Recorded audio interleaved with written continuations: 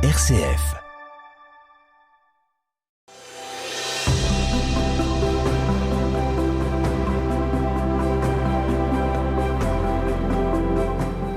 Bonjour à toutes et à tous. Les Lumières du Nord aujourd'hui vous emmènent dans les Flandres pour découvrir Hadvige d'Anvers. Lumière du Nord, frère Rémi Valéjot. Il n'est pas exagéré d'affirmer que les béguinages bouleversent le paysage urbain des pays du Nord au XIIIe siècle, avec la création, encouragée notamment par les frères dominicains, de véritables petites cités intramuros, encloses d'un mur d'enceinte, accessibles par un portail étroitement surveillé, dotées d'une église, mais aussi d'une infirmerie, le tout régi par des statuts généraux de vie commune, sans obliger la vie privée. Vous en avez le témoignage à Bruges évidemment, mais je vous recommande particulièrement d'aller dans le petit béguinage de Courtrai, au pied de l'église de Courtrai. C'est un lieu merveilleux à visiter. Le nombre considérable de béguines dans une même ville relève très certainement d'un déséquilibre démographique au XIIIe siècle. Cependant, ces institutions ne sont pas seulement une réponse à un problème de surpopulation féminine dans les cités d'Occident au XIIIe siècle. Elles sont aussi et surtout le signe d'un authentique désir de vie spirituelle. En effet, la cellule du béguinage et la cellule du couvent représentent un profond désir de rencontre de Dieu. Selon Guillaume de Saint-Thierry, l'âme solitaire doit exclure de chez elle le monde entier pour s'enfermer avec Dieu dans sa cellule, qui n'est autre que le ciel.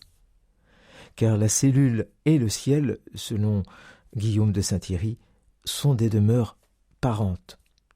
Je vous cite Guillaume de Saint-Thierry dans sa lettre d'or aux Chartreux. Tout comme ciel et cellule manifestent une certaine parenté quant au nom, de même aussi quant à la piété. C'est en effet de sceller que les mots ciel et cellule tirent, semble-t-il, leur origine, et ce qu'on scelle dans les cieux, on le fait aussi en cellule. Qu'est-ce donc ? Vaquer à Dieu, être à lui tout entier. L'étymologie de Guillaume de Saint-Thierry peut prêter à caution, mais elle nous plonge d'emblée dans cette atmosphère des béguinages. Pour les béguines qui cherchent à vivre à l'écart, le béguinage demeure une institution au cœur de la cité civile. Si la béguine ne recherche pas le désert en soi, sa vie révèle néanmoins un véritable climat de solitude. Qu'elle soit seule ou en communauté, la béguine conçoit sa vie comme un désert et son union à Dieu comme une authentique solitude. Inspirée par les Saintes Écritures, mais aussi par les écrits de Denis l'Aréopagite, de Cassien, d'Augustin et de Grégoire le Grand, parmi les auteurs les plus lus dans les béguinages, car on lit dans les béguinages. La solitude, simple et sauvage, devient une image suggestive de la poésie des béguines. Si l'image du jardin de Mars, du jardin clos et du jardin de paradis désigne un cadre aux élévations mystiques, courtoises et poétiques de la béguine Hadvige d'Anvers, l'image du désert tend à exprimer l'élan et la fin ultime d'une expression éminemment théologique. Symbole de l'union avec Dieu, le désert représente le lieu de la nescience, du non-savoir, l'au-delà de toute parole et pensée, où tout fait silence pour accueillir Dieu en son essence.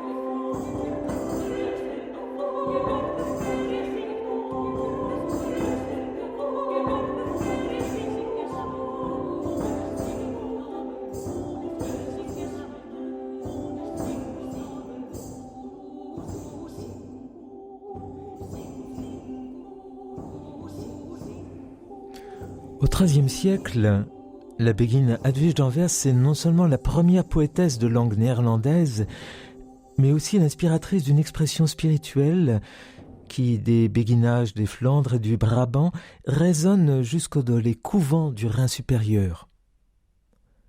Célébration de l'union mystique à Dieu, au gré d'images empruntées à la célébration de la nature et à la littérature courtoise, celle des troubadours, sa poésie influence la prédication des mystiques flamands, mais aussi, plus lointain, celle des mystiques rhénans. Si la postérité immédiate d'Hedwig est bien attestée, notamment dans les traités de Jan van Ruysbroek, le solitaire de la forêt de Soignes, les données historiques la concernant elle-même font totalement défaut. On la situe effectivement vers 1275, mais qui est-elle, Hedwig d'Anvers? Son langage révèle qu'elle est sans doute issue de la grande noblesse anversoise, et sa correspondance témoigne qu'elle est à la tête d'un petit groupe de femmes auxquelles elle s'adresse en tant que maîtresse, avec bienveillance et autorité. En fait, c'est une des premières femmes qui, aux environs de 1240, adopte un style de vie religieuse libre, hors de toute institution monastique, d'où émerge le mouvement des Béguines.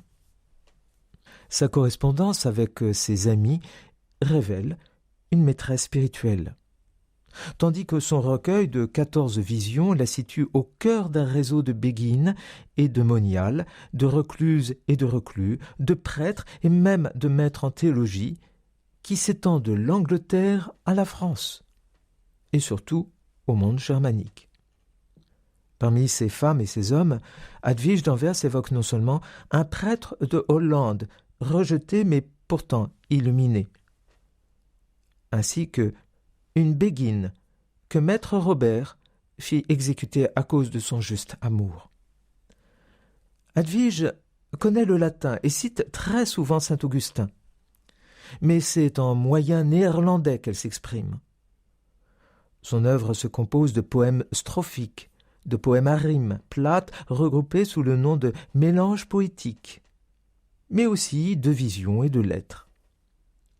Son expression, généreuse et lumineuse, révèle néanmoins, au détour d'une phrase, un sentiment d'incompréhension et même une véritable persécution de la part de ses proches. Enfin, ces poèmes, d'une grande et vive sensibilité, témoignent d'une vie spirituelle, aux mines, l'amour personnifié, le Christ lui-même, se dérobe sans cesse pour enflammer le désir du moi amoureux de la béguine. Selon Hedwig, la divinité, au-delà de tout, demeure souvent un Dieu qui se cache. Mais à la faveur de ses visions, le Dieu caché, selon Isaïe, lui révèle lui-même l'essence de son être dans des termes qui consonnent avec la révélation de Dieu à Moïse dans le buisson ardent, manifestant ainsi son amour. Mene. Vous seriez curieux d'entendre la poésie d'Hedwig d'Anvers.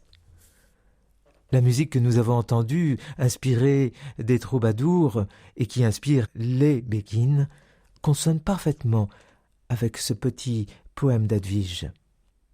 Dès que Mars a reparu, tous les êtres se réveillent. L'herbe naît dans la prairie et verdit en peu de jours. Ainsi fait notre désir, ainsi s'éveille l'amour. Il n'est rien qu'il ne réclame, rien n'arrête son audace, il veut que tout soit donné et qu'aimer soit notre vie.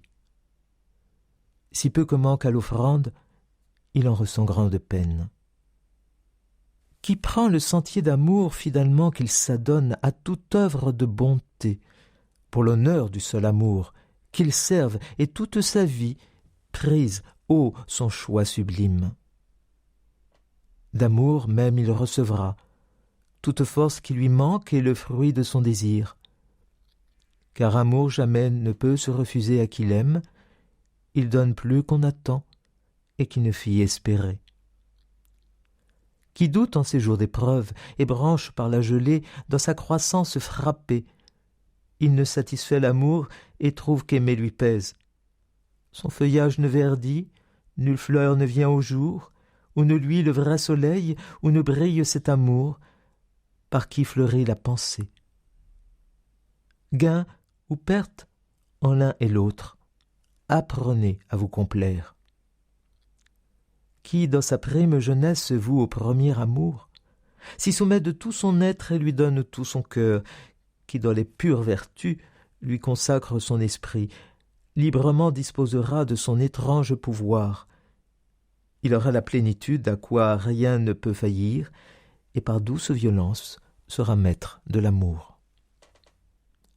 Ah, de moi-même, exilé, où trouverai-je d'amour un gage qui me console et m'aide à porter ma peine? Il me fuit quand je le suis, et je hante son école sans gagner nulle faveur. Il me trahit au grand jour. Mon cœur n'a point de paroles qui traduisent ma disgrâce. Il n'est si dure agonie que la famine d'amour. Si l'amour veut tout l'amour, qu'il se donne tout entier, non point selon mes désirs, dont je connais l'étroitesse, malgré que pour l'obtenir, ma pauvre âme se dévore. Ah, je n'ai plus de quoi vivre. Amour, vous le savez bien, je n'ai rien gardé du mien, faites-moi présent du vôtre. Mais, hélas, fût-ce beaucoup, j'aurais faim, car je veux tout. Comment garder patience, nous qui vivons de l'amour, si nous précède en chemin et se refuse toujours? Ô, de toute créature la plus douce, le refus que je souffre de vous-même n'est point ce qui m'enhardit, mais pitié pour vos amis, les fidèles serviteurs, qui, se reniant eux-mêmes, n'ont cherché que votre essence. À présent, âmes captives, exilées dans leur patrie, sous un pouvoir étranger, ils errent à l'aventure. Étonnante poésie d'Edwige d'Anvers, telle que vous venez de l'entendre, qui évoque ce verger au mois de mars, au printemps, où tout reverdit, et où le manque d'amour n'est que gelure, et l'amour, manifesté par le Christ, donne à l'être tout entier d'offrir sa vie, son fruit, sa bonté, sa vertu. Dispensé au cœur du béguinage, dispensé au cœur de la cité. Telle est la poésie des Béguines, une poésie qui consonne parfaitement avec leur vie au cœur de la cité. Vous vous rappelez comment on les appelait, ces Béguines? Du pain pour l'amour de Dieu.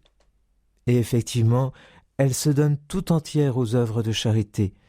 Mais ces œuvres de charité ne sont sensibles en vérité que lorsqu'elles s'éveillent d'une solitude où la Béguine, profondément unie à Dieu, dispense ce que Dieu donne à travers tout ce qu'elle dispense elle-même au cœur de la cité. La cité des Flandres, la cité du Hainaut, la cité du Brabant, dans tous les pays du Nord où les béguinages ont essaimé.